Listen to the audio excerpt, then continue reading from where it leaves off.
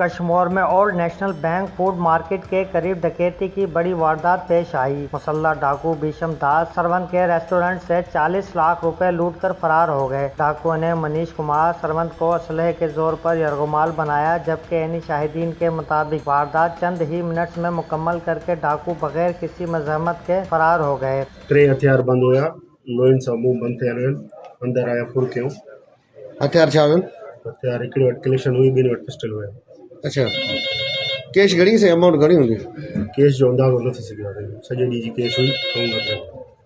अच्छा, छा मुतालबो ॿुधां? असां मुतालबो असांखे केस रिकवरी कराई वञे, अमाउंट बाल खे हराए वञे। इसी रोज सरवंत कुमार मेडिकल स्टोर में भी नामालूम मुलजिमान ने लाखों रुपए लूट लिए। मुसलसल वारदातों से शहरी खौफ और बेचैनी का शिकार हैं। पुलिस ने इलाके की नाकाबंदी करके मुख्तलिफ रस्तों पर चेकिंग सख्त कर दी है, जबकि मुलजिमान की तलाश जारी है। कैमरामैन के साथ मलिक बरकत अली, TNF न्यूज़, कश्मीर।